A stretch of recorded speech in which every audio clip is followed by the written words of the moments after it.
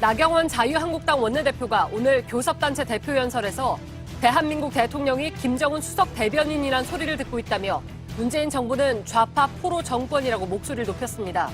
나 원내대표의 연설로 여야가 부딪히면서 본회의장은 고성과 몸싸움으로 파행됐습니다.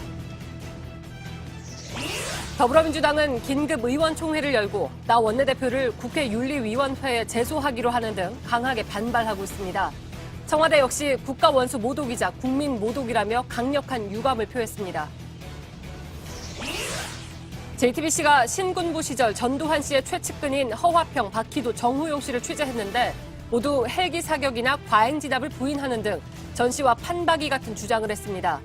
지난해 12월 전 씨와 함께 골프장에 간 전 육군참모총장 박희도 씨는 과거 JTBC와의 인터뷰에서 5.18 민주화 운동은 북한이 조종한 것이라고 말했는데 이 부분도 자세히 보도합니다. 최근 추락 사고를 일으킨 보잉 737 맥스 8의 운항이 국내에서도 중단됩니다. 중국과 인도네시아, 베트남 등 10여 개 나라도 운항을 중단했습니다. 가수 승리의 성접대 알선 의혹에서 시작된 경찰 수사가 연예계 곳곳으로 확대될 것으로 보입니다. 경찰은 가수 정준영 씨를 소환해서 불법 촬영한 동영상을 유포한 정황을 조사할 계획입니다. 지난해 자녀에게 사교육을 시킨 가정에선 학생 1명당 평균 40만 원을 사교육비로 지출한 것으로 집계됐습니다. 사교육비 증가율이 역대 최고치를 기록한 데다 수능을 절대평가로 바꾼 영어 과목에서 증가율이 가장 높게 나타나는 등 정부 대책이 전혀 효과를 내지 못하고 있습니다. 내일 전국적으로 동시에 농축협과 임협, 수협의 조합장 선거가 치러집니다. 선거 운동 기간 동안 위법 행위가 500건이 넘는 등 이번 선거도 금품 선거로 얼룩졌습니다. 수십 채의 똑같은 집들이 간격을 거의 두지 않고 다닥다닥 지어져 있습니다. 군공항이 이전해 온다는 소문이 나면서 부동산 투기 세력이 지은 유령 주택들로 추정이 되는데요. 잠시 뒤 밀착 카메라에서 전해드립니다. 마스크가 필요 없는 세상으로. 내일을 바꾸는 현대 수소전기차. 시청자 여러분, JTBC 뉴스룸을 시작하겠습니다. 대한민국 대통령이 김정은 수석 대변인이라는 문재인 정부가 좌파 포로 정권이라는 촛불 청구서에 휘둘리는 심부름 센터로 전락했다고 생각합니다. 나경원 자유한국당 원내대표가 오늘 교섭단체 대표연설에서 문재인 정부에 대해서 반미 종북에 심취했던 이들이라는 표현을 썼습니다. 문 대통령이 김정은 북한 국무위원장의 수석 대변인이라는 말을 듣지 않게 해달라고도 했습니다. 민주당은 크게 반발했는데 이해찬 대표는 국가원수에 대한 모독죄라고 말하기도 했죠. 나 원내대표는 본회의장을 나올 때 두 손을 쥐어 보이며 의기양양한 표정을 짓기도 했습니다. 15년 만에 가장 늦게 열린 국회는 결국 오늘 연설로 정상화된 지 닷새 만에 다시 문을 닫을 위기에 처했습니다. 먼저 허진 기자가 전해드립니다.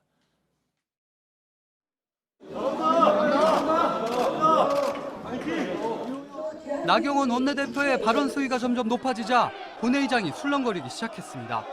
문재인 정권의 경제정책은 위헌입니다. 대한민국 헌정 질서를 정면으로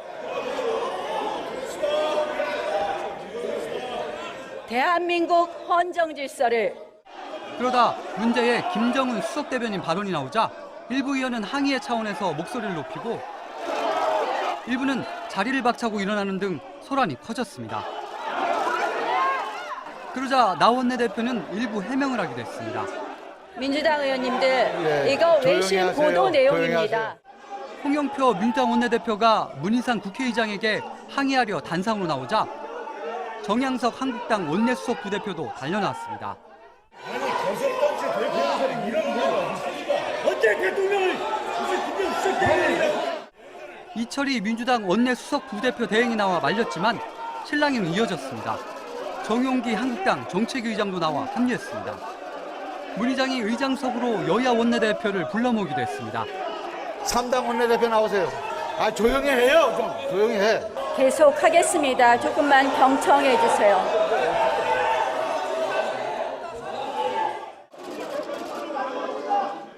의장석을 내려와서도 마찬가지였습니다.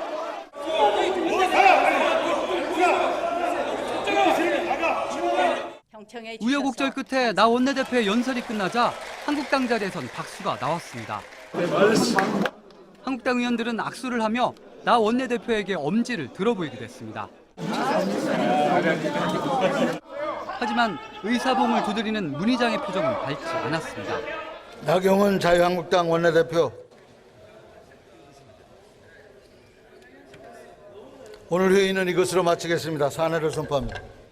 JTBC 허진입니다. 나경원 원내대표는 오늘 연설에서 좌파 포로 정권, 반미 종북 같은 발언을 여러 차례 반복했습니다. 지난달에 전당대회부터 이어져 오는 흐름과 무관하지 않다는 분석이 나오고 있습니다. 이희정 기자입니다. 나경원 원내대표는 오늘 연설에서 좌파란 표현을 11번, 종북을 3번 언급했습니다. 지난 70년의 위대한 대한민국의 역사가 좌파 정권 3년 만에 무너져 내려가고 있습니다. 경제정책을 비판할 때도 좌파 정권이 한국 경제를 벼랑 끝으로 내몰고 있습니다. 미세먼지 등 민생 분야를 언급하면서도 미세먼지 탈원전 보철거 문재인 정부가 좌파 포로 정권이라는 증거입니다. 이처럼 좌파란 단어는 계속 등장했습니다. 그리고 노골적으로 색깔론을 드러내는 단어, 종북이란 단어도 여러 차례 나왔습니다. 문재인 정부의 외교 정책을 종북으로 규정했습니다. 반미, 종북에 심취했던 이들이 이끄는 운동권 외교가 이제 우리 외교를 반미, 반일로 끌고 가는 것은 아닌지 걱정입니다. 나경원 원내대표의 오늘 발언은 지난달 전당대회부터 이어져 온 한국당의 우경화 기류를 보여준다는 분석이 많습니다. 그럼에도 한국당의 지지율은 국정농단 직전 수준으로까지 올랐습니다. 때문에 지지층 결집을 위해 나 원내대표가 의도적으로 자극적인 표현을 사용해 이념 논쟁을 부추겼다는 지적이 나옵니다. JTBC 이희정입니다. 본회의장 소란이 계속되자 문희상 국회의장이 나서서 자제를 당부했는데 당부라기보다는 즉석 연설에 가까웠습니다. 그런데 이 과정에서 나온 문 의장과 나 원내대표의 말들엔 적지 않은 가시들이 들어가 있었습니다. 박유미 기자입니다. 발언 잠깐만. 원내대표님, 나경원 원내대표님 잠깐만. 문희상 의장이 마이크를 다시 잡았습니다. 원내대표 연설 시작 35분 만입니다. 목소리를 높여 항의하는 민주당의 자제를 당부한 겁니다. 국회는 이렇게 하는 데가 아니에요. 여러분이 보여주는 모습은 이건 공멸의 정치예요. 상생의 정치가 아니에요. 조금씩 다운해요. 그러자 자유한국당 의원들이 박수를 쳤고 박수 칠 일이 아니에요. 그런 말을 함부로 발언한다고 아무 발언이나 막 하는 게 아니에요. 품격 있게, 격조 있게 이렇게 해야 되는 거예요. 조용해 주세요. 민주당 의원들을 향해선 거듭 경청하는 것이 민주주의라고 강조했습니다. 참아요. 또 참아요. 청와대 스피커라는 소리를 듣고 의장도 참았어요. 아무리 말이 안 되는 소리라도 경청해서 듣고. 문 의장의 말을 다 들은 나 원내대표는 말 속에 다시 가시를 넣었습니다. 의장님 말씀에 일부는 감사드리면서 의장님 말씀에 또 일부는 역시 민주당 출신 의장님이시라는 생각을 했습니다. JTBC 박유미입니다. 민주당은 나경원 원내대표의 연설이 끝나자마자 곧바로 긴급의원총회를 소집했습니다. 나 원내대표를 국회 윤리위에 회부하기로 한 가운데 의총에선 격앙된 반응이 쏟아졌습니다. 청와대 역시 강한 유감을 표했습니다. 이서준 기자입니다.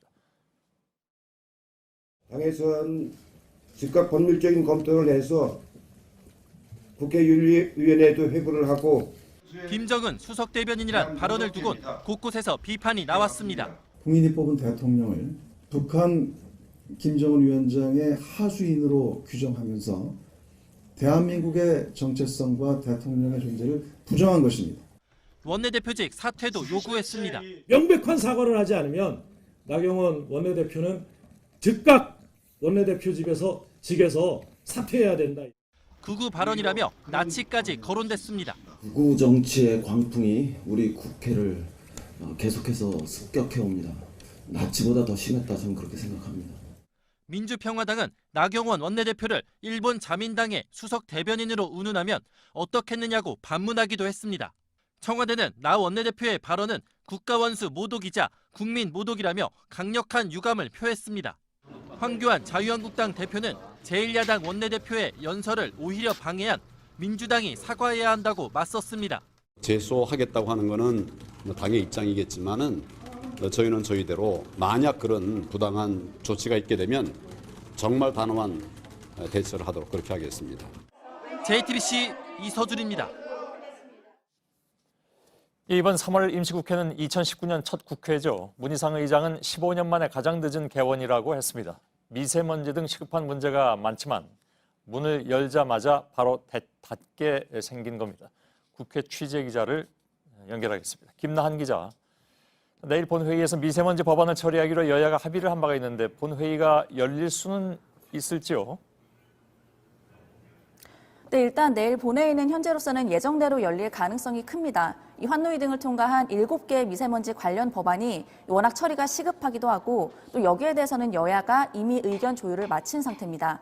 진짜 문제는 내일 본회의 이후입니다. 민주당에서는 이미 내일 본회의가 끝나면 나경원 원내대표를 국회 윤리위에 제소하겠다 이렇게 밝혔습니다. 여기에 대해서 황교안 대표가 정말 그런 일이 발생한다면 강력 대처하겠다 이렇게 맞서면서 이대로 3월 임시국회가 문을 닫는 거 아니냐 이런 말이 나오고 있습니다. 예. 자, 여야가 이전부터 대립하던 문제들이 있습니다. 선거제 문제라든가 공수처 법안 이런 건 지금 논의가 더 어려워질 수밖에 없는 상황이겠군요. 네, 그렇습니다. 이 한국당은 아예 비례대표를 없애자 이런 주장을 계속 해오면서 민주당뿐만 아니라 다른 야3당과도 대립을 하고 있었습니다. 근데 오늘 일을 계기로 이런 갈등이 더욱더 커질 수밖에 없게 된 겁니다. 또 이렇게 되면 공수처 설치 법안이나 검경 수사권 조정법 등 민주당이 추진하려고 했던 개혁 법안들의 논의도 어려워지게 된 겁니다. 예. 한 가지만 더 짚어보죠. 이해찬 대표가 나 원내대표를 겨냥해서 국가원수 모독죄다 이런 말을 했습니다. 그런데 사실 국가원수 모독죄는 이미 30년 전에 없어진 거기 때문에 이 말은 왜 나왔을까요? 네, 저희가 이 민주당 관계자에게 이해찬 대표가 왜 국가원수 모독죄라는 표현을 썼는지 직접 한번 물어봤습니다. 그랬더니 이 관계자는 이 대표가 나경원 원내대표의 국가원수 모독 행위를 지적하려고 한 말이지 실제로 그런 죄목이 없어진 걸 몰랐던 게 아니다. 이렇게 해명을 했습니다. 예. 이 워낙에 나 원내대표의 연설 이후에 의총 분위기가 격앙되다 보니까 이 대표도 당황해서 그런 말을 쓴 거 아니겠느냐 이런 해명도 내놨습니다. 하지만 한국당에서는 대체 이 대표가 어느 시대에 살고 있는 거냐며 강력하게 반발하기도 했습니다. 이 나 원내대표의 오늘 본회의 발언 이후에 양당이 서로 거칠게 논평을 잇따라 내면서 점점 갈등이 고조되고 있는 상황입니다. 예, 김나한 기자가 국회에서 전해드렸습니다. 전두환 씨가 32년 만에 광주로 가서 재판을 받고 나서 불과 하루가 지난 오늘 벌써부터 일부에서는 전 씨를 영웅으로 부르거나 5.18 유공자들을 깡패라면서 모욕하고 있습니다. 일부 특정 세력에 빗나간 행태라고 치부해버릴 수도 있겠지만 이런 행태에는 분명한 정치적 목적이 있다는 분석입니다. 이상엽 기자입니다. 전두환 씨 집 앞에 모여든 지지자들이 외쳤습니다. 전두환 대통령이 광주가면 안 됩니다. 취재진이 전 씨를 영웅이라고 생각하느냐고 묻자 지만원 씨 등 일부 지지자들이 해당 기자를 밀치고 폭언을 하기도 했습니다. 법원을 향해 색깔론을 들이대기도 합니다. 공산주의 논리로 말미암아 대법원이 우롱을 당하고 있는 것입니다. 유튜브와 소셜미디어에선 5.18 사태가 폭동이라거나 유공자 절반이 동네 깡패라는 주장도 등장했습니다. 일부 온라인 커뮤니티엔 전두환은 영웅이다, 역사의 길이 남아야 한다는 글까지 올라왔습니다. 전 씨 지지자들과 일부 단체가 일방적이고 극단적인 주장을 쏟아내는 이유는 뭘까? 이번 재판을 계기로 자신들의 목소리를 높이고 지지층을 끌어모으기 위해서라는 분석이 나옵니다. JTBC 이상혁입니다. 예, 그런가 하면 어제 재판 이후에 전두환 씨의 치매 증세를 강조하기도 합니다. 전 씨 측은 이동하던 승용차 안과 법원 대기실에서 벌어졌다는 상황을 언급하면서 치매 증상을 부각하고 있습니다. 향후에 출석 요구가 있을 경우에 재판에 참석하기 어렵다는 취지로 읽히는데 법원이 어떤 판단을 내릴지 주목됩니다. 신아람 기자입니다. 어제 광주를 향하는 차 안에서 전두환 씨가 부인 이순자 씨에게 5분 간격으로 물었다고 합니다. 어디에 가느냐, 왜 광주에 가느냐고 했다는 겁니다. 재판 시작 전 대기실에서도 무슨 재판이냐고 질문한 걸로 전해졌습니다. 또 화장실을 여러 번 찾고 옆방으로 가려 했다고 합니다.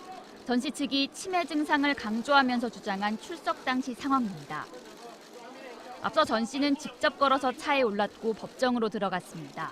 장거리 일정을 소화했지만 돌아올 때 잠시 병원에 들른 걸 빼곤 특별한 문제를 보이지 않았습니다. 하지만 전 씨 측은 건강 문제를 부각하고 있습니다. 재판은 이제부터 제대로 시작되는 상황입니다. 다음 재판은 다음 달 8일에 열립니다.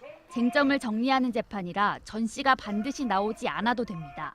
이후 본격화되는 재판에서도 건강을 이유로 불출석 신청서를 낼 수 있긴 합니다.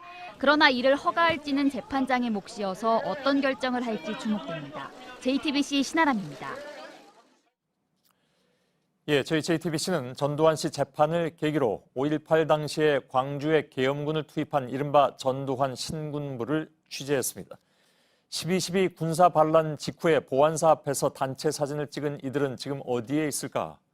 한가운데 전 씨가 있고 그 옆에는 노태우 씨가 보입니다. 노 씨 옆에 앉은 건 박희도 당시 1공수 특전여단장입니다. 육군 참모총장까지 지낸 박 씨는 지금도 5.18 북한군 개입설을 주장하고 있죠. 불순 세력이 들어와가지고 우리도 쏘갔고 광주 시민도 쏘갔지 않았느냐. 이북의 김일성이의 그 장난에 같이 쏟고. 예. 그리고 맨 뒷줄에 선 전 씨의 비서실장 허화평 씨는 국과수가 인정한 전일 빌딩의 탄흔을 부인했습니다. 건물에 총탄 보이 비슷하다 이런 소리를 하는데 그것까지는 말이 안 되죠. 5.18 당시 특전사령관이던 정호용 씨는 문을 굳게 닫고 나는 무관하다라고 말하고 있습니다. 과잉 진압이 있었다라고 하는 그런 부분에 대해서는 좀 어떻게 좀 보시나요? 과잉 진압이고 뭐고 사실 그 부분은 전혀 관계가 없어요. 광주 사태하고는. 예, 이들이 어떤 얘기를 했는지는 뉴스룸 2부에서 자세히 전해드리겠습니다. 방송통신심의위원회가 5.18 광주 민주화운동에 북한군이 개입했다는 가짜뉴스를 심의했습니다. 그런데 심의위원 가운데 한 명이 누가 삭제를 요청했는지 민원인 정보를 동영상 게시자에게 알려서 논란이 있었습니다. 방심위는 해당 위원에게 자진 사퇴를 권고했습니다. 방심위 출범 이후에 심의위원에게 사퇴를 권고한 것은 이번이 처음입니다. 노진호 기자입니다. 방송통신심의위원회는 지난 8일 5.18 북한군 개입설을 다룬 동영상을 심의했습니다. 방심위는 인터넷 게시물 등을 심의해 삭제 등 조치를 취하는데 보통 일반인들이 신고한 게시물을 대상으로 심의합니다. 이번 심의에선 지만원TV 등 북한군 개입설을 주장하는 유튜브 영상 30건이 대상으로 올랐습니다. 그런데 심의 이틀 전 지 씨는 이러한 사실을 알리면서 동영상 삭제를 요청한 신고자가 민원연이라고 밝혔습니다. 민원인 정보가 사전 유출된 겁니다. 논란이 커지자 자유한국당 추천 몫인 이상로 위원은 어제 본인이 유출한 사실을 인정했습니다. 그러면서도 국민에게 알려야 할 의무였다고 주장했습니다. 민원연 등 시민단체는 반발했고 국회 과방위 소속 여당 의원 9명도 오늘 사퇴와 함께 법적 책임을 져야 한다고 성명을 냈습니다. 논란이 커지자 방심위는 어제 이 의원에게 사퇴를 공고했습니다. 방심위 출범 후 자진 사퇴 공고한 결의는 이번이 처음입니다. 다만 본인이 사퇴를 거부하면 강제성이 없어 방심위는 추이를 지켜보겠다는 입장입니다. JTBC 노진호입니다. 에티오피아에서 추락한 여객기와 같은 기종이 우리나라 이스타 항공에 2대가 있고 다른 항공사에도 앞으로 줄줄이 들어올 예정이라고 어제 보도해드렸습니다. 일단 이스타 항공이 내일부터 운항을 중단하기로 했습니다.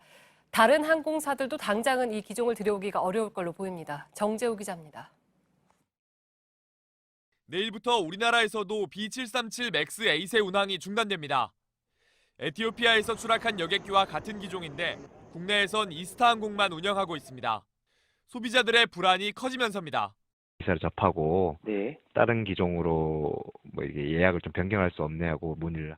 운항 중단되는 항공편을 예매한 경우 대체 항공편을 안내받을 수 있습니다. 수수료를 내지 않고 항공권을 변경하거나 취소도 가능합니다. 우리나라뿐 아니라 중국, 인도네시아, 몽골 등 10여 개 나라에서 보잉 737 맥스 A세 운항이 중단됐습니다. 국토교통부는 특별 점검 중입니다. 이스타항공에 있는 보잉 737 맥스 8의 정비와 조종이 제대로 됐는지 오는 15일까지 확인할 방침입니다. 항공기를 제작한 보잉의 엔지니어도 부를 예정입니다. 국토부는 또 보잉 737 맥스 8의 안전이 확보되지 않으면 국내에 들여오는 걸 금지하겠다고 밝혔습니다. 제주항공 등에서 100여 대를 예약 주문했고 대한항공과 이스타, 티웨이 항공에서 올해 안에 모두 14대를 들여올 예정이었습니다. JTBC 정재우입니다. 네, 이렇게 여러 나라에서 사고 기종의 운항을 막고 있지만 미국 항공당국은 안전하다고 밝혔습니다. 아시아 항공의 허브로 꼽히는 싱가포르는 처음으로 737 맥스 시리즈 전체 운항을 금지했습니다. 백종훈 기자입니다. 싱가포르 항공 당국은 자국 내 모든 공항에서 보잉 737 맥스 전 기종의 이착륙을 금지한다고 밝혔습니다. 싱가포르 항공사는 물론이고 외국 항공사의 보잉 737 맥스 여객기는 아예 뜨고 내릴 수 없는 겁니다. 현지 언론은 사고가 난 737 맥스 8뿐만 아니라 시리즈 전체의 운항을 중단시킨 건 처음이라고 보도했습니다. 보잉 737 맥스 시리즈는 기존 737의 후속 기종입니다. 연료 효율을 기존에 비해 최대 14% 높였고 맥스 7부터 10까지 4개 기종이 개발됐습니다.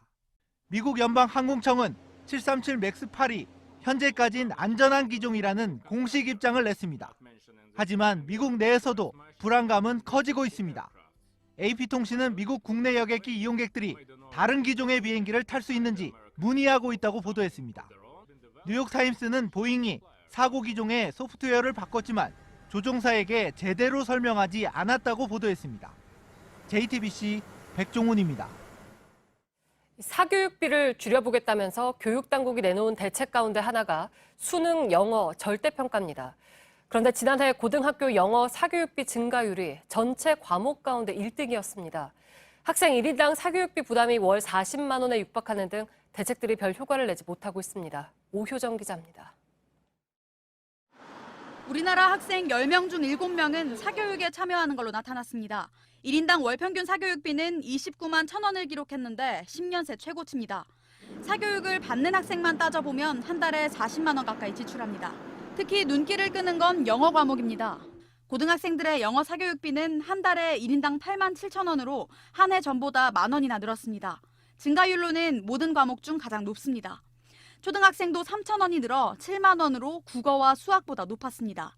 사교육비를 줄이겠다는 각종 대책들이 전혀 효과를 내지 못한 겁니다. 수능 영어 시험을 절대평가로 바꿨지만 난이도가 올라 사교육 의존도를 높였습니다. 초등학교 1, 2학년 영어 방과 후 교육이 금지되자 학부모들은 학원으로 발길을 돌렸습니다. 최근 몇 년간 수능에서 어렵게 출제됐던 국어 과목도 1인당 월 평균 사교육비가 12.9%나 올랐습니다. 널뛰기를 반복하는 대입 제도가 원인으로 꼽힙니다. 불안감 때문에 드는 거거든요. 대입 정책 하도 왔다 갔다 하고 그러니까. 교육시민단체 사교육 걱정 없는 세상은 학종 전형에서 수상 경력과 수능 최저 학력 기준을 폐지하는 등 근본적인 개선 방안을 요구했습니다. JTBC 오효정입니다. 고 장자연 씨의 동료 배우였던 윤지호 씨가 검찰 진상조사단에서 조사를 받았습니다. 윤 씨는 장 씨가 남긴 문건에서 언론인과 정치인의 이름을 봤다고 진술했습니다. 과거 경찰과 검찰 조사에서도 이들의 이름을 말했지만 수사가 제대로 이루어지지 않았다고 했습니다. 김선미 기자입니다. 2008년 고 장자연 씨가 성추행당한 자리에 함께 있었던 동료 배우 윤지호 씨가 검찰 진상조사단의 참고인으로 출석했습니다.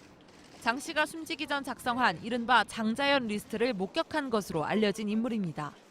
윤 씨는 오늘 조사에서 문건에서 봤다는 언론인들과 국회의원에 대해 진술했습니다. 조선일보사 관련 인물에 대해서도 3명 참석자 문건에서 확인한 인물에 대해서 명확하게 특이한 이름을 가진 사람으로 사진하고 확인을 했습니다. 윤 씨는 장 씨가 사망한 뒤 경찰과 검찰 조사를 받으며 이 같은 이름을 진술했지만 수사가 제대로 이루어지지 않았다고 했습니다. 제가 아는 정황과 모든 정보를 경찰과 검찰 쪽에 넘겨드렸었고 수사 자체가 미흡했기 때문에 애초부터 좀 수사가 정확하고 명확하게 이루어졌으면 하는 아쉬움이 있습니다. 윤 씨는 이날 출석하면서 취재진에게 장 씨가 남긴 문건은 유서가 아니라면서 누가 왜 이 문건을 쓰게 했고 장 씨에게 돌려주지 않았는지 밝혀져야 한다고도 했습니다.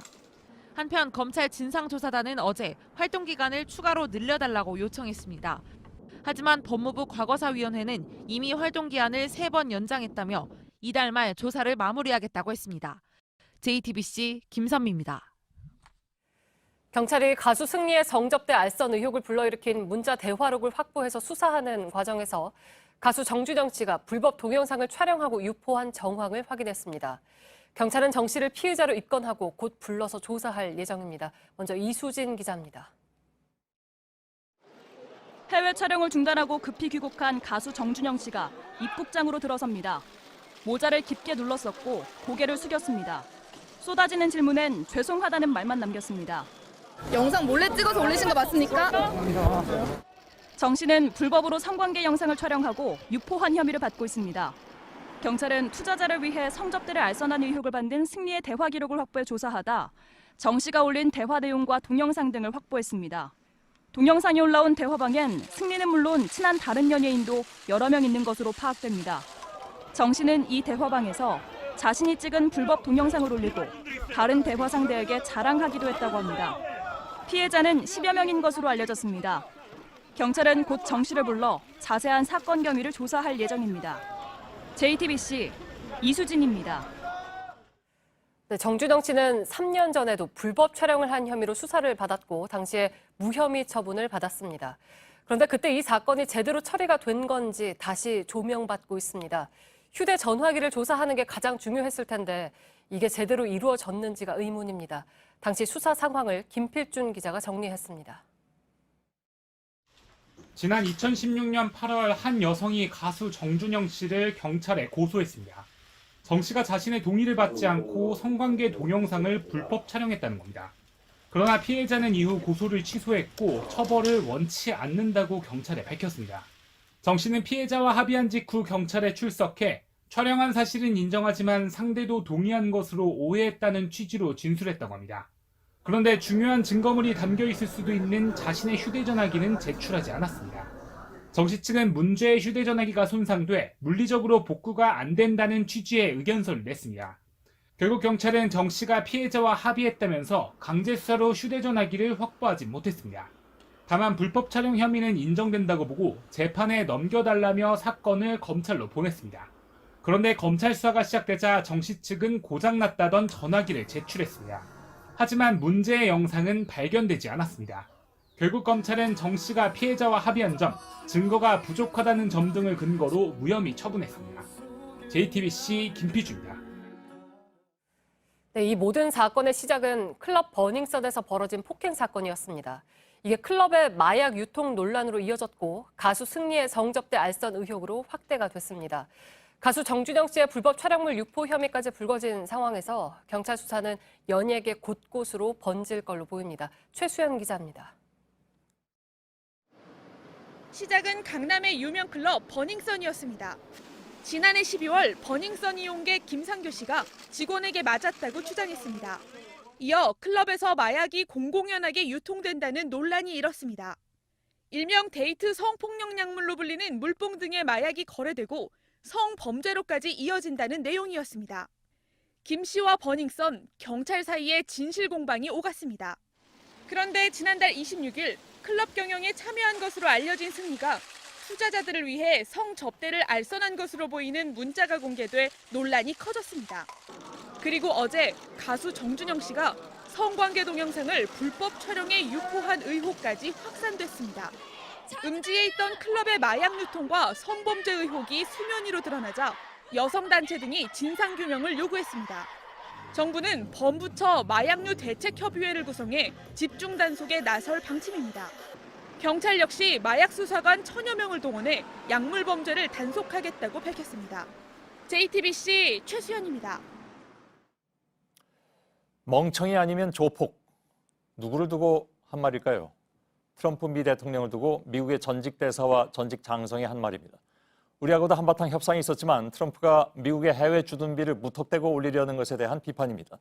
동맹국 방위비를 150%까지 올리겠다고 하자 같은 공화당의 딕 체니 전 부통령까지 부동산 거래하듯 한다면서 비난하고 나섰습니다. 이한주 기자입니다. 워싱턴 포스트는 트럼프 대통령이 세입자에게 집세를 더 내라고 닥달하는 집주인 같다고 했습니다.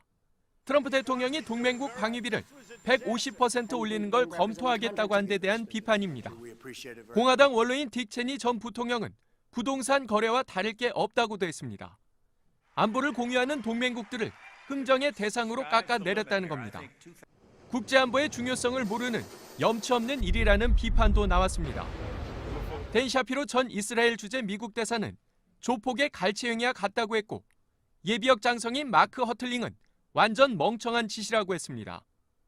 비판이 커지자 펜스 부통령은 자유세계 번영과 활력을 보장하기 위한 것이라며 미국이 국방력을 강화하는 만큼 주둔비 인상을 요구하는 것이라고 트럼프 대통령의 편을 들었습니다.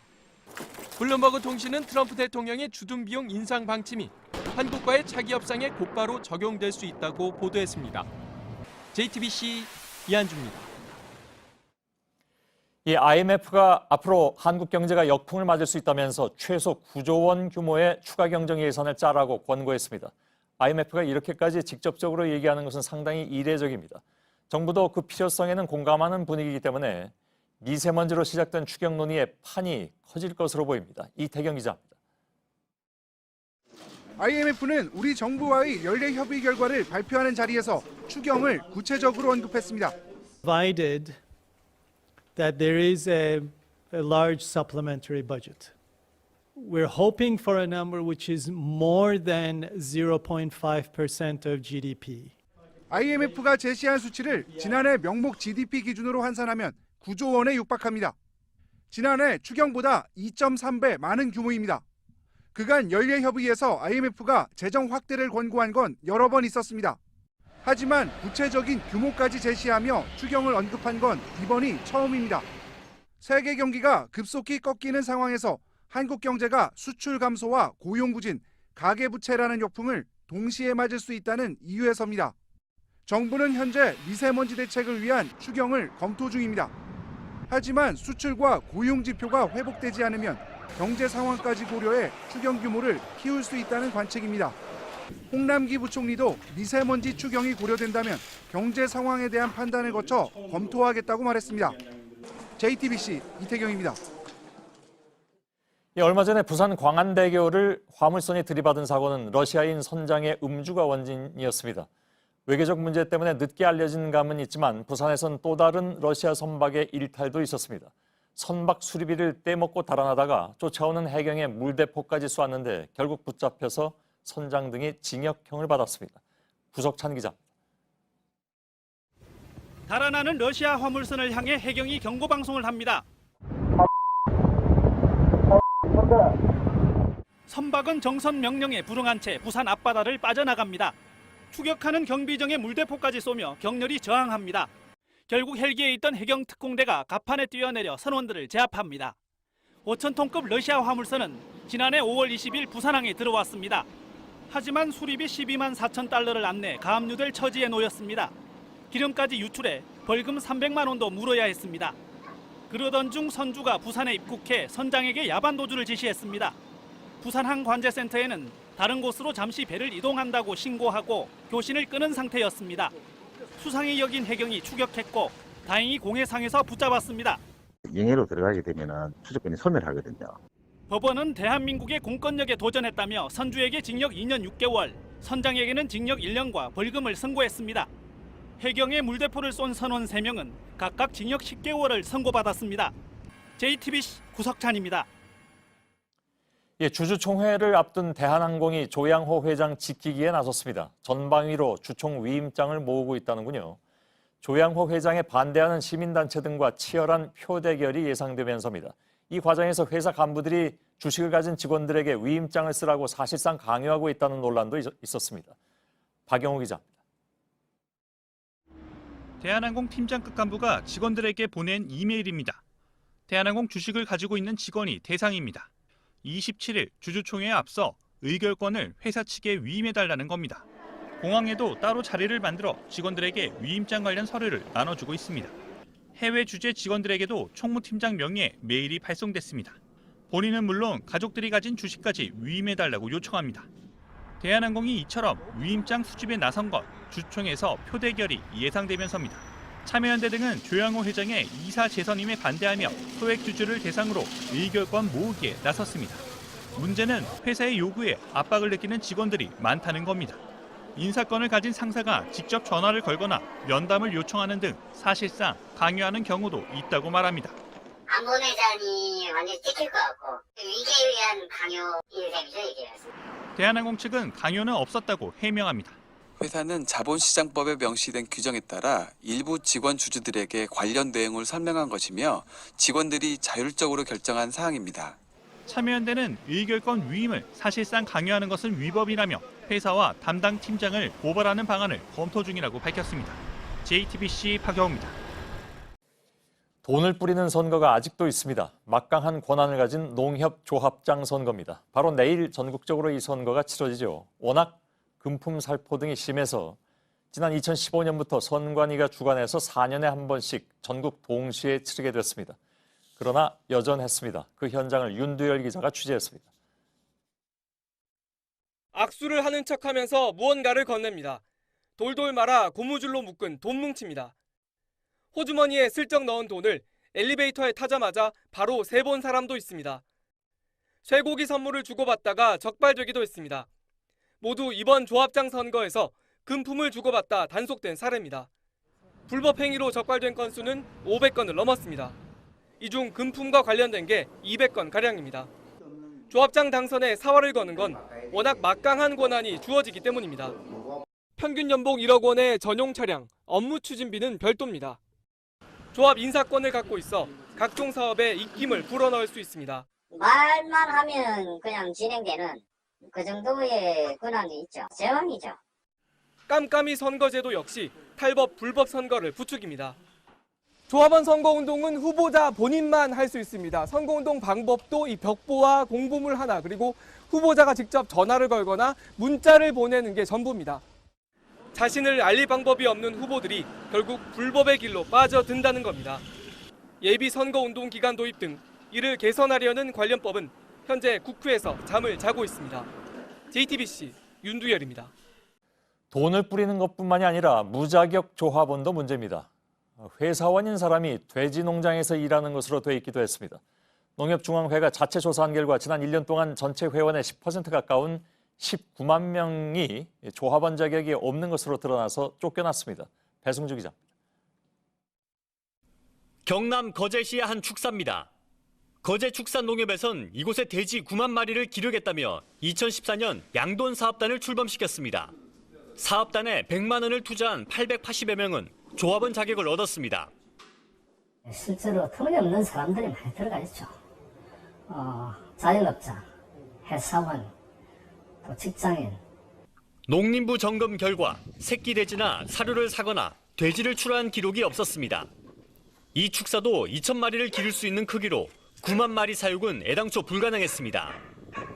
최근 안양축협에선 500여 명이, 수원축협에선 200여 명이 직접 소를 기른다고 속였다가 적발됐습니다. 지난해 농협이 자체 감사한 결과 19만 명가량이 자격이 없는 것으로 확인됐습니다. 상당수는 선거 때 표를 동원하기 위해 무리해서 끌어들인 사람들입니다. 그 포들은 거의 다 자기가 값지. 그 포가 거의 반이거든요. 이 때문에 지난 선거 땐 조합원 자격을 둘러싼 선거 무효 소송이 30건에 달했습니다. 문제는 부정선거로 끝나지 않고 세금 낭비로 이어진다는 겁니다. 무자격자들에게 조합원의 혜택이 주어질 수 있는 만큼 엄격한 자격 심사가 필요해 보입니다. JTBC 배승주입니다. 오늘 오전만 해도 어제 예보보다 훨씬 나빴던 공기 질이 오후 들어서 갑자기 좋아졌습니다. 그 차이가 무려 10배가 넘습니다. 오전까지 중국에서 넘어온 오염물질이 꽤 많았는데 오후부터 강한 바람이 불면서 극적인 반전이 일어났습니다. 박상욱 기자입니다. 보통 수준일 거라던 전날 예보와 달리 오늘 아침 서쪽 지역의 공기는 탁했습니다. 중국발 미세먼지가 예상보다 많이 넘어온 데다 정체된 대기에 또다시 갇힌 겁니다. 그런데 오후 들어 상황이 급변했습니다. 오전과 오후 서울 남산에서 내려다본 서울 풍경은 마치 다른 날처럼 보입니다. 세제곱미터당 89 마이크로그램까지 올랐던 초미세먼지 농도는 오후 5시를 넘기며 8마이크로그램까지 떨어졌습니다. 매우 나쁨이 순식간에 좋음 수준으로 바뀐 겁니다. 원인은 바람이었습니다. 오전까지만 해도 초속 1에서 2m로 잠잠했는데 오후 2시쯤 초속 3.5m를 넘었습니다. 이후 초속 5m까지 치솟았습니다. 오늘은 반나절 만에 대기 정체가 해소됐지만 미세먼지 걱정은 끝나지 않았습니다. 현재 한반도 바로 위의 극지방은 평년보다 최고 10도가량 따뜻한 상태입니다.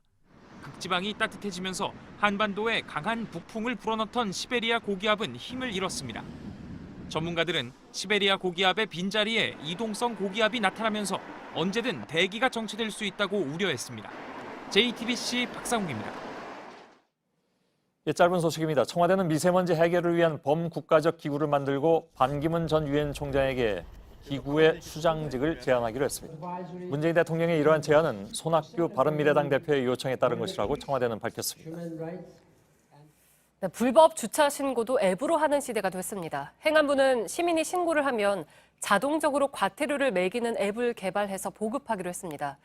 함부로 주차했다가 과태료 고지서 날아올 가능성이 훨씬 커졌습니다. 오선민 기자입니다. 불법 주차된 차들 때문에 소방차가 건물 가까이 다가가지 못합니다. 500m가량을 돌아 현장에 도착합니다. 결국 골든타임을 놓쳐 29명이 숨지는 등 화를 키웠습니다. 불법 주정차와 관련한 사고는 매년 늘어나는 추세입니다.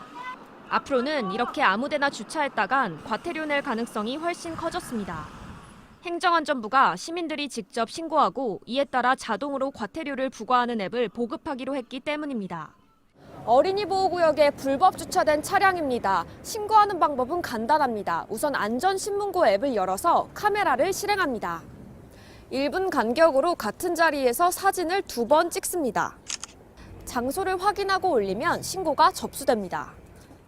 소방시설이나 교차로 모퉁이 5m 이내, 버스 정류장 10m 이내, 어린이 보호구역이 대상입니다. 지금은 단속 요원이 현장 확인을 하며 실랑이를 벌이는 경우가 많지만 이젠 신고만으로 과태료가 부과되는 겁니다. 지난달 행안부는 이 같은 주민신고제 운영안을 마련하고 전국 지자체에 행정예고를 요청했습니다. JTBC 오선민입니다. 어제 루벤스의 그림까지 들고 나와서 무죄를 주장했던 임종헌 전 법원 행정처 차장은 검찰의 수사를 미세먼지에 반사된 신기루라고 하기도 했죠. 그런데 그뿐 아니라 자신의 후배인 전현직 판사 등 170여 명을 증인으로 불러달라고 하고 있습니다. 이렇게 되면 구속기간이 끝날 때까지 재판이 끝나지 않을 가능성이 높습니다. 최윤경 기자입니다. 임종헌 전 법원행정처 차장은 구속되고 넉 달 만인 어제야 첫 재판을 시작했습니다. 그런데 임 전 차장이 검찰 조사 내용을 모두 동의하지 않으면서 증인이 170여 명까지 늘어날 거란 전망이 나옵니다. 앞서 7명만 증인으로 부르겠다는 계획이 크게 바뀐 겁니다. 임 전 차장은 조사 기록을 보니 검찰이 참고인들을 유도 신문했다면서 이들을 불러 법정에서 직접 다툴 필요가 있다고 주장했습니다. 이렇게 되면 권순일 대법관 등 현직 대법관 3명, 전현직 판사 100여 명, 법원 직원 등 공소장에 등장하는 인물 170여 명 모두가 증인 신문을 받게 될 수도 있습니다. 검찰은 임 전 차장이 재판을 지연시키려는 것으로 보고 있습니다. 구속기간인 6개월 안에 1심 재판이 끝나지 않으면 석방되거나 보석으로 풀려날 수 있기 때문입니다.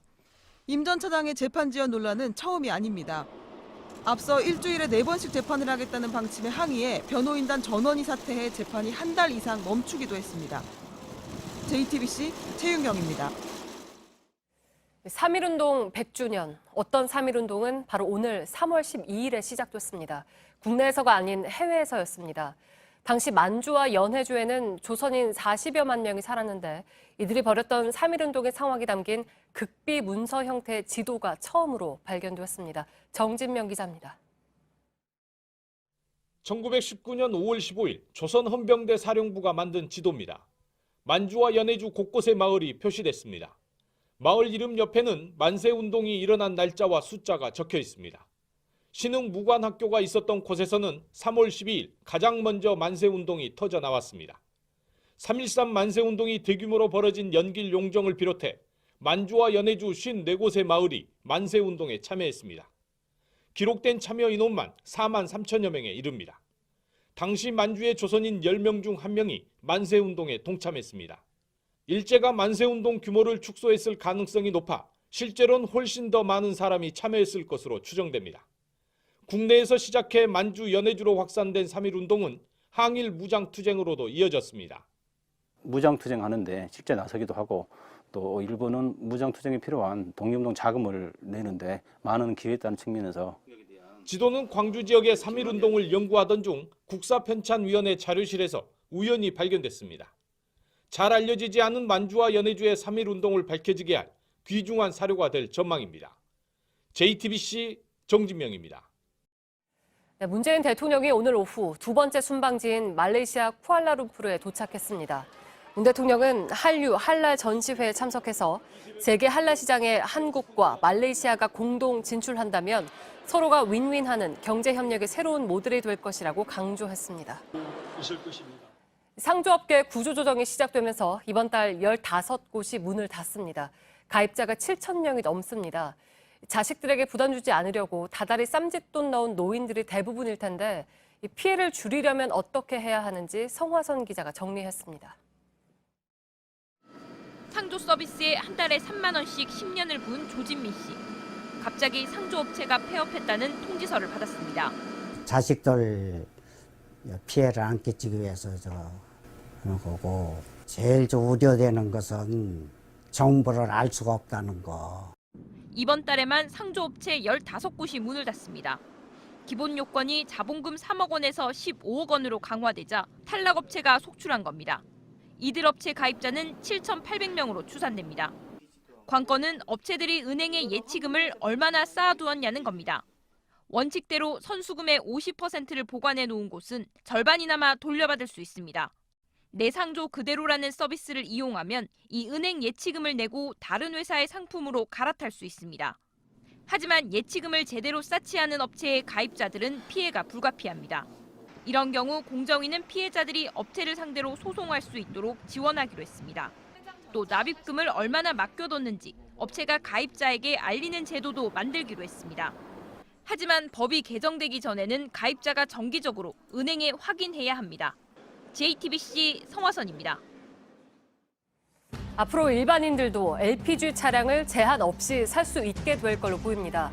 국회 산업통상자원 중소벤처기업위원회는 오늘 전체 회의에서 이 같은 내용의 법 개정안을 의결했습니다. 그동안 LPG 차량은 영업용이나 국가유공자, 장애인용으로만 허용됐지만 미세먼지 문제로 규제를 풀기로 한 겁니다. 경찰이 65세 이상 운전자 중에 운전 능력이 떨어지는 이들에 대해서 조건부로 운행을 하도록 제한하는 방안을 준비하고 있습니다. 구체적으로 인지검사 등이 기준에 미치지 못하면 야간 운전이나 고속도로 주행을 제한할 계획입니다. 특전사에서 사격 훈련을 하다가 오발 사고가 나서 부사관 한 명이 종아리에 관통상을 입었습니다. 오늘 오전 9시 반쯤 경기도 이천시 특전사 사격장에서 사벼단 특수임무대 소속 김모 중사가 기관단총 탄창을 교환하던 중 총알이 발사돼 신모 중사의 왼쪽 종아리를 관통했습니다. 일본 오사카 경찰이 우리나라 남성을 살인 미수 혐의로 지명수배했다고 교도통신 등이 보도했습니다. 보도에 따르면 지난 11일 새벽 1시쯤 34살 강모 씨가 오사카시 주호구의 인터넷 도박장에서 총으로 30대 남성 2명을 쏜 뒤 달아난 혐의를 받고 있습니다. 네, 봄이 오고 있긴 하지만 아직 바다는 차가운 겨울을 머금고 있습니다. 그런데 이렇게 파도가 몰아치고 바람이 휘날리는 바다에 뛰어드는 사람들이 있습니다. 윈드서핑이나 서핑을 즐기는 사람들인데 왜 바다를 찾는 걸까요? 강나현 기자입니다. 거친 파도에 몸을 맡기는 순간 돌출 검어진 서퍼가 14m, 6층 건물 높이를 깃털처럼 가볍게 솟아오릅니다. 아직 차가운 겨울을 담고 있는 바다엔 시속 130km에 이르는 바람이 불고 체감 온도는 영하 4도로 보고만 있어도 으스스한 냉기가 전해집니다. 더구나 매서운 파도를 헤쳐나가야 합니다. 혹시 모를 사고를 대비해 헬리콥터도 바다 위에 함께 떠 있습니다. I'm not used to cold water. And it takes a lot of energy out of you and like my arms is really stiff. It's hard, but it's fun. 세계에서 가장 어렵고 위험한 이 윈드서핑 대회는 날씨까지 고려해야 해서 언제 어디서 열릴지 대회 시작 나흘 전에 알 수 있습니다. 이 모든 걸 결정하는 최고의 권한이 사람이 아닌 파도에게 있기 때문입니다. 3년의 발품을 팔아 완벽한 파도가 몰아치는 장소를 찾아내기도 합니다. 파도 위에서 날아오른 점프가 크고 높을수록 고난도의 기술을 펼칠수록 시각적으로 화려할수록 더 높은 점수를 얻습니다. 사나운 바다, 요란한 파도를 찾아다니는 건 서핑 선수도 다르지 않습니다. 휘몰아치는 파도 속에서 넘어졌다 일어나기도 하고 파이프 모양의 파도를 통과하며 미처 경험하지 못한 세계와 마주합니다. 선수들에게 파도는 두려워서 숨죽여 지켜봐야 하는 대상이 아닌 위대한 자연 속에서 자신을 발견하는 무대입니다. JTBC 강나현입니다. 체조 양학선 선수 하면 아름답게 날아오르는 장면이 떠오르죠. 화려한 도마 연기로 기억되지만 지난 17개월은 좀 달랐습니다. 부상으로 쉬어야 했고 사람들 시선에서 멀어졌습니다. 잊혀졌던 양학선이 돌아왔습니다. 온누리 기자입니다. 8년 전 양학선은 세상에 없던 기술로 사람들을 놀라게 했습니다. 공중에서 세 바퀴를 비트는 몸짓. This is unbelievable. This is wonderful stuff. First time in a world vaulting final. Is that the highest difficulty of any vault ever, 7.4? 그리고 1년 뒤 이 기술로 올림픽 시상대 맨 위에 섰습니다. 거침없는 도약, 아름다운 비상으로 기억된 양학선. 그러나 체조에서 가장 높이 날아오르기 위해선 고통도 뒤따랐습니다. 3, 4초면 끝나는 연기. 더구나 어려운 기술 때문에 부상 위험이 도사리고 있어 일주일에 2-3번만 뛸 수 있었습니다. 뛰고 내려올 때마다 무릎과 발목엔 몸무게의 수십 배에 달하는 엄청난 충격이 함께했습니다. 그래서 늘 부상이 따라다녔습니다. 2016년 리우올림픽을 5개월 앞두고 부상 때문에 출전을 포기했고 지난해 아시안게임도 허벅지가 아파서 뛸 수 없었습니다. 그리고 못하면은 뭐 진짜 욕만 먹지. 아, 수고했다, 아픈데 많이 고생했지 이런 말을 해주신 분들이 거의 없었거든요. 엄청 외로웠죠 그때는. 그렇게 17개월을 쉬어야 했습니다. 그 사이 공중에서 세 바퀴 반을 도는 양출항 기술은 일본 선수가 먼저 성공했습니다. 한때 도마의 신이라 불렸지만 지금은 상황이 달라졌습니다. 이젠 다시 도약을 꿈꿉니다. 양학선은 이틀 뒤 시작하는 체조 월드컵을 통해 날아오릅니다. JTBC 온누리입니다.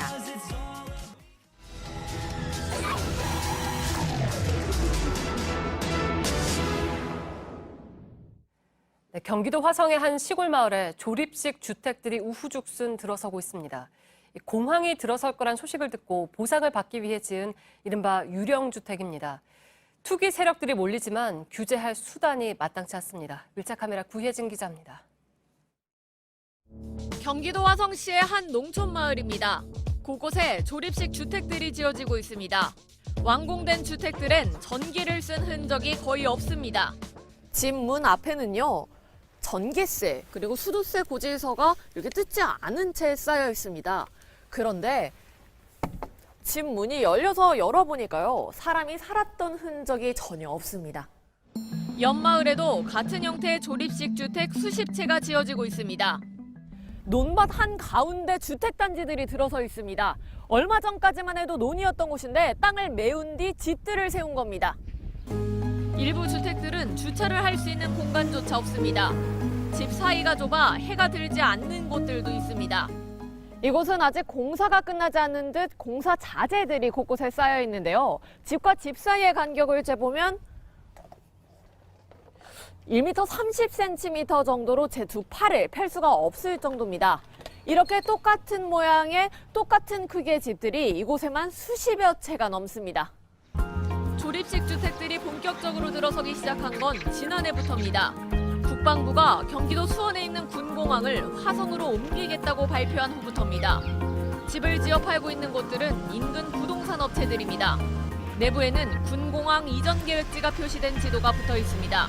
요즘 뭐 집 좀 팔려요? 네, 이제 팔릴 거예요. 개발이 되면 주택을 보유한 사람들은 보상이 커집니다. 2주에 거주할 수 있는 보상금이 제공되기 때문입니다. 보상 받아먹으려고 수술금은 나오고 기둥만 세워놓고 수치를 놓고 갖다가 끼우면 끝인데 아무것도 없어요 저거. 산이었던 곳에 주택들이 들어서면서 기존 주민들의 불안도 커지고 있는 상황. 비가 오면은 옹벽산 데서 그냥 물이 막 숨어 내려와요. 많이 불안하지. 혹시 저거 헐어져 가지고 거기서 잠을 해두지 않은데 무슨 피해가 오지 않나. 좁은 마을길을 공사용 트럭들이 다니면서 피해를 호소하는 주민도 있습니다. 20원 도초를 해놨고. 그리고 나는 회사도 못 다니고 아무것도 못했어요. 화성 씨는 군공항 건설을 반대하고 있는 상황. 실거주자가 아닐 경우 더 높은 세금을 매기겠다는 입장입니다. 주택이 아닌 별장으로 과세해 세금을 늘리겠다는 건데 실효성이 있을진 미지수입니다.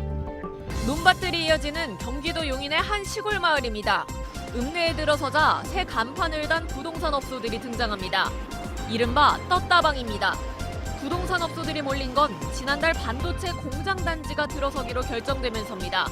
실제 발표도 되기 전인 지난해 땅값은 2배 이상 올랐습니다. 부동산 업체만 한 20여 개 정도 생겼대요. 300만 원짜리가 뭐 500만 원짜리 되고 1000만 원 넘는 것도 있고 그러는 게 값진 것 같아요. 버스 정류장과 전봇대마다 투기를 조장하는 전단지들이 붙었습니다. 극성맞은 대력가들이 와가지고 문자 날리고 팔아라 막 그러는 거지. 교육도 잘 시키라는. 이런데 현혹돼가지고 땅 덜컥 팔지 말라. 부동산 업소에서는 확인되지 않은 정보도 쏟아냅니다. 이쪽으로 연결을 할 발표로 1000% 연결되겠죠. 발표에 또 한 번 오르고 보상 나올 때 한 번 오르고. 용인시는 외부 투기 세력에 대해서 뒤늦게 실태 점검에 나섰습니다. 누가 봐도 뻔한 꼼수들, 사전에 막지 못하더라도 사후에라도 걸러낼 대책이 필요합니다. 부동산 투기를 막지 못해도 이들에게 거액의 세금까지 돌아가선 안 되겠습니다. 밀착 카메라 구혜진입니다.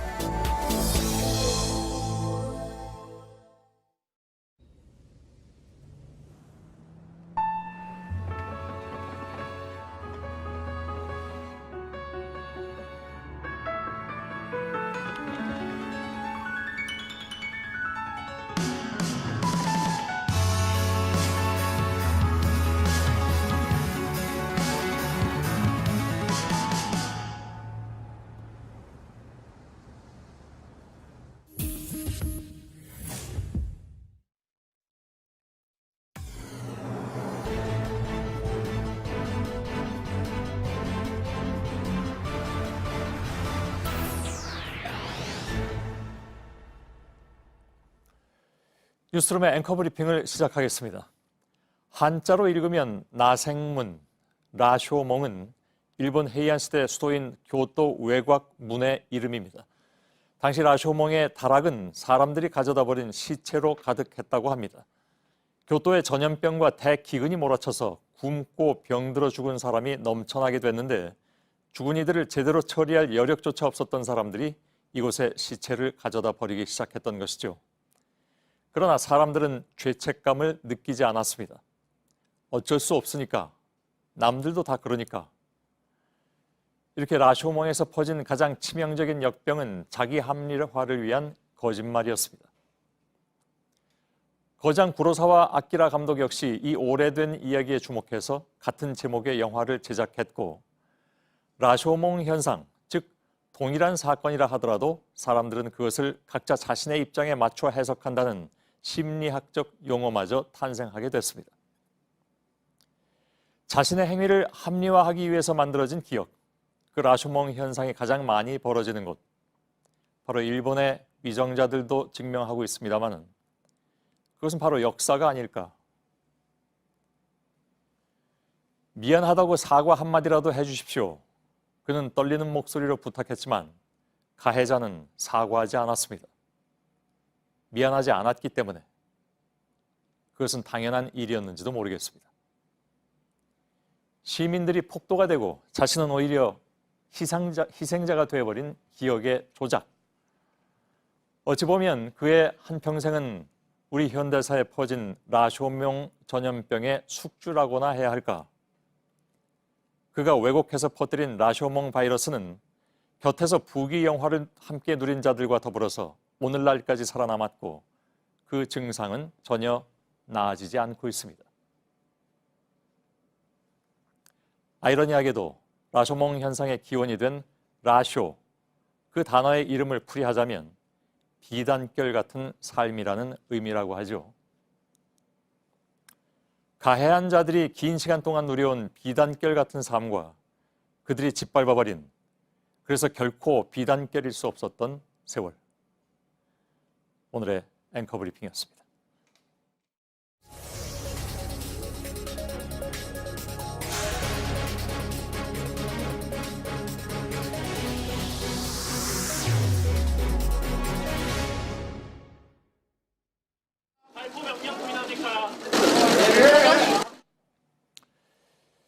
자, 일부에서 예고해드린 대로 지금부터는 5.18 당시 광주 공수부대 투입의 주인공인 전두환 씨와 그 측근들에 대한 취재 내용을 전해드리겠습니다. JTBC는 정호용, 허화평 씨 등 5.18을 주도한 이른바 신군부 지휘부를 접촉했습니다. 이들은 전두환 씨처럼 나는 5.18과 관계없다고 거리를 두었습니다. 가짜뉴스로 판명난 북한군 개입설을 여전히 주장하기도 했습니다. 먼저 유선희 기자의 보도입니다.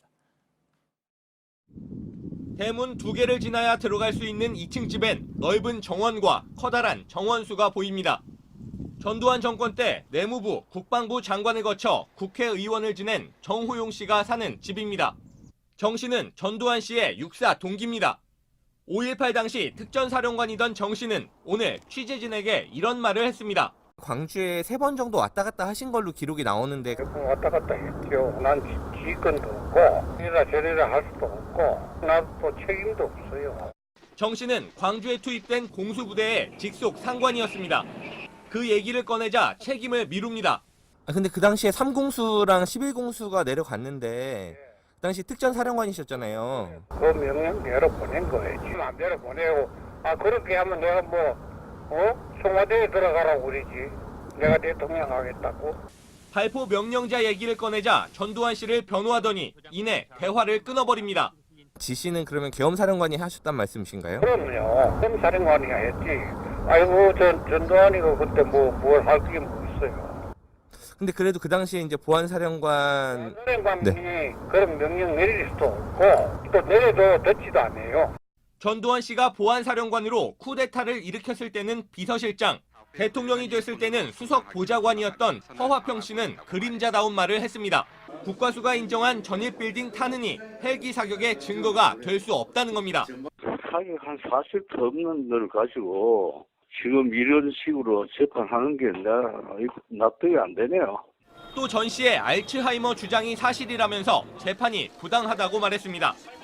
조금 전에 했던 걸도 되풀이해서 물어보시고 옛날 거는 기억을 못 하시고 12.12 군사반란 가담자 중엔 해외로 도주해 23년째 매달 연금을 수백만 원씩 받고 있는 헌병대장 조홍도 있습니다. 가장 활발하게 활동하는 사람은 12.12 당시 전 씨의 지시에 따라 국방부와 육군 본부를 장악했던 1공수 여단장 박희도 씨입니다. 육군 참모총장까지 지낸 박 씨는 최근까지도 태극기 집회의 모습을 드러냈습니다. JTBC 유선입니다. 이 측근들 중에 일부는 아직도 전두환 씨 주변을 둘러싸고 있습니다. 대표적인 인물이 방금 전 보도에 나왔던 5.50 화국 당시 육군 참모총장 박희도 씨입니다.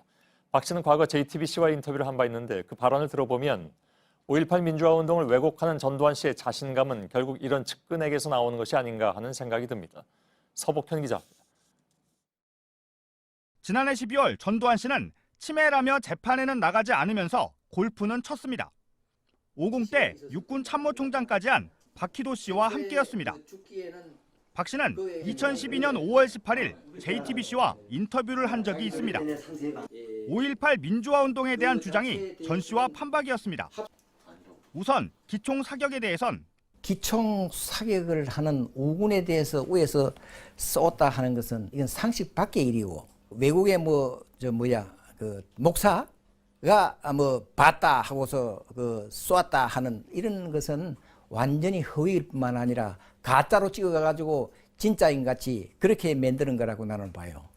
5.18 민주화 운동을 두곤 모두가 속았다고 했습니다. 거기에 불순 세력이 들어와가지고 우리도 속았고 광주 시민도 속았지 않았느냐.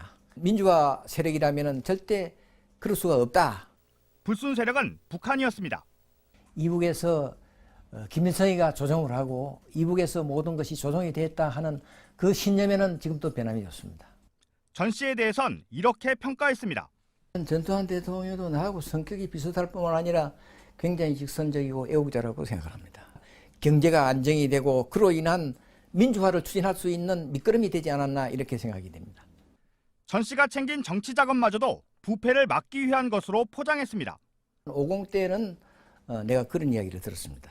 너희들은 하지 마라. 내가 정치 자금을 걷어가지고 너희들 주마. 이렇게 해서 다른 장관이나 각 국회 혹은 국회의원들이 부정으로 인해 가지고 시끄러운 일은 없다고 봅니다. 끝맺음은 국민을 교육해야 한다였습니다.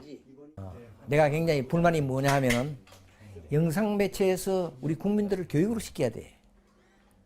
굉장히 중요하기 때문에. 전 씨가 민주주의의 아버지란 부인 이순자 씨 말고도 이런 생각을 가진 측근들이 있어 전 씨가 자신 있게 5.18 민주화 운동을 왜곡하는 것이란 지적이 나옵니다. 박 씨는 박근혜 전 대통령 탄핵 국면 땐 태극기 집회에 나갔습니다. 5.18 민주화 운동을 광주 폭동이라 했듯이 촛불 집회를 향해 다시 이 단어를 꺼냈습니다. 지금 대한민국은 폭동 세력으로 넘어가려고 하고 있습니다. JTBC 서복현입니다. 전두환 씨와 그 측근들의 5.18 민주화 운동에 대한 발언으로 과거 박근혜 전 대통령의 5.18 기념사도 다시 주목을 받고 있습니다. 최순실 씨에게 대통령의 기념사가 전달된 후에 실제 연설에서 광주 시민의 힘이라든가 광주 정신 같은 역사적 평가가 빠진 것인데 2016년 JTBC가 입수해서 보도한 태블릿 PC의 연설문 초안에는 그 내용이 들어있었습니다. 정정문 기자의 보도. 박근혜 전 대통령은 2013년 광주에서 열린 5.18 기념식에 참석했습니다. 재임 당시 유일한 기념식 참석이었는데 직접 기념사를 했습니다. 2016년 JTBC가 입수한 최순실 씨의 태블릿 PC에는 이 기념사 파일이 담겨 있었습니다. 파일이 태블릿 PC에 저장된 날짜는 기념식 하루 전인 2013년 5월 17일이었습니다. 그런데 초안에 있던 광주 시민에 대한 평가가 사라졌습니다. 민주 영령 앞에 깊은 추모의 마음을 드립니다. 총 3페이지로 된 초안을 보면 이 발언의 앞부분엔 광주의 힘, 광주의 정신을 믿고 국민 행복 시대를 열겠다. 고귀한 희생으로 민주화 시대를 선도해 주신 광주 시민에게 감사드린다는 내용이 담겼습니다. 당일 연설에선 빠졌습니다. 앞으로 5.18 민주화 운동의 의미를 되새기면서 우리나라를 더욱 자랑스러운 국가로 만들어 가겠습니다. 이 발언의 앞엔 5.18 민주화 운동을 전 세계인이 자유와 인권을 배우는 학습의 장, 대한민국 역동적인 발전의 상징이라고 평가한 부분이 있었는데 사라졌습니다. 2013년 이후 박 전 대통령은 5.18 기념식을 다시 찾지 않았습니다. JTBC 정종문입니다. 네, 오늘 나경원 자유한국당 원내대표의 국회 연설로 이념 논쟁에 불이 붙었습니다. 팩트체크팀이 주목한 부분은 따로 있습니다. 사실이냐 아니냐를 따져볼 3가지 주장입니다. 수급 불안으로 산업 전반이 흔들립니다. 네, 오대영 기자, 이 말 사실입니까? 저희가 파악한 결과와는 좀 다릅니다. 전력거래소는 최대 전력 수급이라는 지표를 파악해서 발표하고 있습니다. 네. 1년 중에서 가장 전기를 많이 쓴 날, 그날 전기가 얼마나 남았느냐를 알아볼 수 있는 지표입니다. 내가 이 그래프인 건데 5, 6년 전에 비해서는 조금 오른 것 같은데요. 네, 2010년부터 2013년까지 6%에서 5%로 왔다 갔다 했습니다. 상대적으로 낮았습니다. 네. 2014년, 15년에 좀 올랐고 2017년에 13%, 지난해 8%, 그리고 2019년 올해 현재 기준으로 18%입니다. 산자부에 확인해 보니 설비 용량이 계속 늘고 있기 때문에 전력 수급에 전혀 문제가 없다고 답했습니다. 네, 무엇보다도 탈원전이 본격적으로 시작되지 않았기 때문에 그 영향을 지금 말하기는 어렵다고 저희가 여러 차례 팩트체크를 해드렸잖아요. 네. 두 번째 내용도 좀 보겠습니다. 현 정수는 300석을 넘어서는 안 된다는 불문의 헌법 정신에 반한다는 것을 국민들께 고백합시다. 네, 이거는 이제 비례대표 폐지를 말하면서 나온 주장인 거죠? 그렇습니다. 일단 헌법에는 200석이라는 하한선은 적혀져 있습니다. 네. 하지만 상한선은 없습니다. 의원 정수는 법으로 정하도록 되어 있습니다. 2012년에 헌법재판소도 그 결정은 입법 사항이라고 밝혔습니다. 네, 그러니까 국회가 판단할 사안이다라는 게 현재 결론인 거군요. 네. 다음으로 검증한 내용은 뭔가요? 네, 4대강 보에 대한 주장입니다. 들어보겠습니다.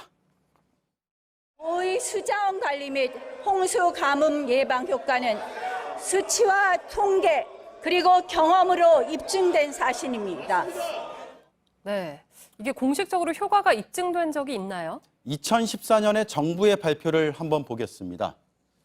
수질 개선에 대해서 준설과 보운용으로 유속의 급감, BOD, 그러니까 오염도 증가의 요인이 된다라고 밝히고 네. 있고 홍수 예방에 관련해서는 보 자체의 홍수 시 저류 능력이 거의 없다. 가뭄 예방에 대해서는 본류 인근 지역에서만 활용 가능하다. 이렇게 돼 있습니다. 네, 그러니까 본류 인근 지역에서만이라고 나와 있잖아요. 이게 전체적으로 입증된 효과인지 아닌지는 좀 다른 얘기잖아요. 네, 일단 부분적으로 효과가 있다는 건 맞습니다. 따라서 나경원 원내대표의 말이 완전 틀렸다고는 단정지을 수 없습니다. 다만 4대강 사업을 처음 계획했을 때 발표했던 기대 효과, 그걸 다 입증할 수 있느냐라는 건 현재로선 아니라는 얘기입니다. 지난해 감사원의 용역 결과 올해 환경부 발표 마찬가지입니다. 오늘 검증한 이런 세 사안에 대해서 나경원 원내대표 측과 통화를 해봤습니다. 한국당의 자체 자료와 언론 보도 등으로 확인한 내용이다. 해석의 차이가 있을 수 있다고 답했습니다.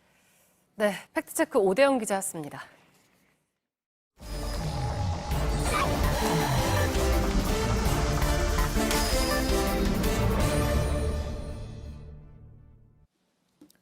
예, 비하인드 뉴스를 시작하겠습니다. 박성태 기자가 나와 있습니다. 어서 오세요. 예.